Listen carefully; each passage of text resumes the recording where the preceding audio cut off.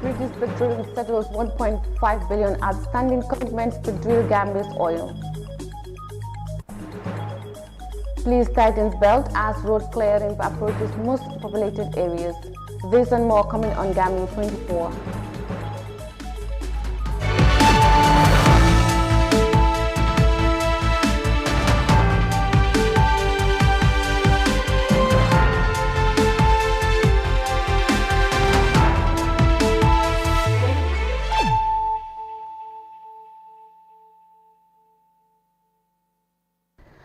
Hello, and this is Gambia 24 News Bulletin with me, Mariama Cham. Thanks for joining us. And now the news in detail. The British Petroleum has settled the outstanding $1.5 billion commitment to drill the Gambia's mineral wealth, the Petroleum Ministry announced on Tuesday. The Gambia government awarded British Petroleum the license to drill an exploration well at the A1 block in 2019. Aminda Ofal sent this report. After a well drilled by Australia's FAR Limited ended hopeless in 2018, the Gambia government entered into a petroleum exploration, development and production license agreement with the British Petroleum. In effecting this, a joint operation agreement was signed with the Gambia owing 15% upon discovery of oil in the A1 block. The government settles for this percentage following an estimated 1 billion barrels of oil drillable from the well in question. Major progress had not been registered in the drilling plan, which government blamed on the outbreak of COVID-19 last year. In July 2020, BP informed the Minister of Petroleum and Energy that it would not be able to drill a well in the A1 block due to change in its corporate strategy towards low carbon energy. In accordance with the license terms, if there are unfulfilled obligations, BP will be obligated to pay to the government the difference between the agreed work commitment and the performed work commitment. The government spokesperson added in a media release on Tuesday that BP has now fulfilled all its license obligations and the A1 block will revert to the government. Consequently, BP undertook the outstanding amounts of $1.5 billion as well as the balances of training, resources and rentals due to the Gambia government. Therefore, BP has fulfilled all its license obligations and the A1 block will revert to the government free of all income branches. With BP's exit, the A1 block will now be on the market for licensing.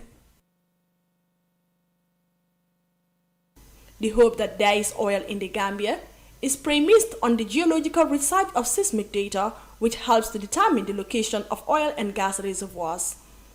The A1 block is one of two that the Gambian government stripped from Norwegian-listed African Petroleum Corporation in 2017, saying the license had expired and that the company had failed to meet contractual obligations. Aminda for iAfrica News. Now, the third week into the operation to clear the roads is becoming a bit more radical with the demolition of buildings considered as obstacle to the free flow of traffic along the Sinchu Alaji Highway. The police exercise coordinated by the National Road Authority together with the local area councils issued warnings for the concerned businesses to voluntarily vacate all unauthorized vicinities.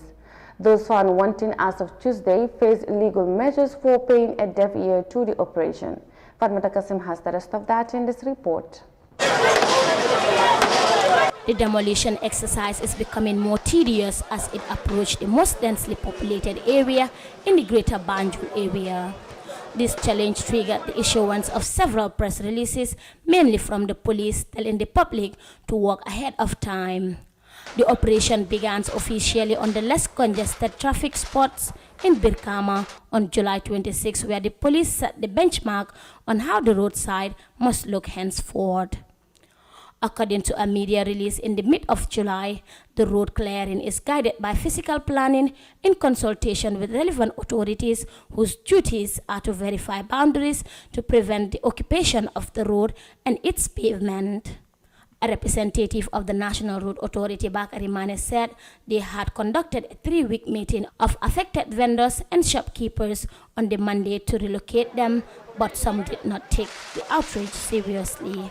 What we are doing today, people who did not comply after 2-3 weeks of physically walking into their stall to tell them we are coming. Before we come, voluntarily we want you to go out. Majority, 99 or 92% of the sub-owners here comply. Those that does not comply, today we started demolishing. We are demolishing, and at the same time, we're conducting arrests, arresting them, taking them to the police for failure not to comply. That is what is happening right now.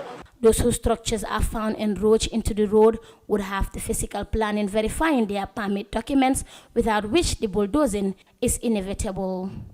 Before this exercise, myself, what I thought is everybody that built, especially this expensive building, they have permit. You'll be very surprised. Since we started this operation, only few produced the development permit. So the rest, they are all just building. People are just building without a permit.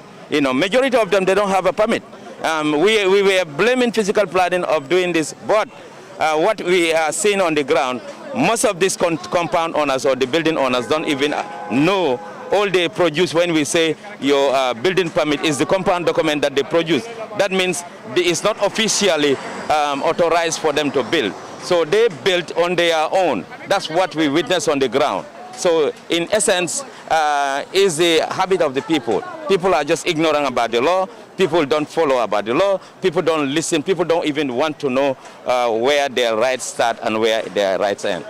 The road occupation, due to the growing nature of petty trading in canteens and sales outlets, is greatly responsible for the daily jam in traffic and other health hazards along all major highways in the Greater Banjul and West Coast region. This view was sounded by one Usman Jai, who believed that people should look into their attitude as citizens and give the law a due regard. Operation B is wonderful because I'm very impressed. This is wonderful, and I am very impressed with it. When I saw this, I was surprised because the way the roads are tight, business owners will put their business on the roadside, which is very risky and causes traffic congestion, which should not happen because the traffic should be free. It's only in the Gambia that the roads are small and the country is developing. If you go to other countries like Mali, the roads are very big. Why not the Gambia? This small country should be regulated because this country should have a direction, and it's not whoever wants to do business should come on the roadside and do whatever you want. What the PIU is doing is very good because the roadside will be free and open. This only means that this was the reason why the traffic is always congested, which is very important. We should rectify ourselves as citizens and know the law is not in our hands, and that you cannot just come and put a table on the roadside. The police maintain that the operation Clear the Roads is designed to improve road safety and allow free flow of traffic. Together with road safety and development stakeholders, the police operation wages relocation and demolishment orders on all subject of traffic obstruction by all means. Reporting for iAfrica News, I am Fatma Kasim.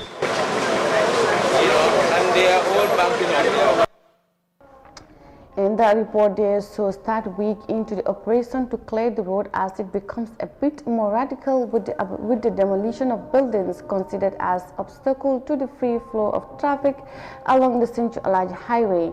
Now, the increase of coronavirus cases is a challenge the world is facing despite all measures in place to erase the virus from walking on the land. As of this week, the Gambia has recorded nearly 200 daily new cases to a total close to 9,000 since the outbreak of the COVID-19 in the country last year. Details of that in this report by our Khadija Tuseka. Cases of the coronavirus have been in the increase since the third wave hit West Africa in different patterns. The World Health Organization believes that the spread of the Delta variant is a contributor to the current statistics, including cases of deaths across the African continent. The latest national situation report showed a total number of 8,922 confirmed cases, with 251 deaths in the name of the Gambia. 32 patients are currently on oxygen therapy. According to reports, less than 2% of the continent's population is fully vaccinated, due to inequitable distribution of the vaccine. China and the United States have been responding to the given situation with the distribution of millions of doses of the COVID-19 vaccine in Africa. As of 8 August, the number of confirmed cases in Africa amounted to over 7 million, representing about 3% of the infections around the world. And the world at large has recorded more than 200 million cases, with over 4 million deaths related to the coronavirus. Khadijatu Seka, iAfrica News. In that report by Khadijatu Seka on the daily increase of COVID-19 cases in the country brings us to the end of Gambia 24 News. I am your presenter, Mariama Cham. Thanks for your company and do have a good night.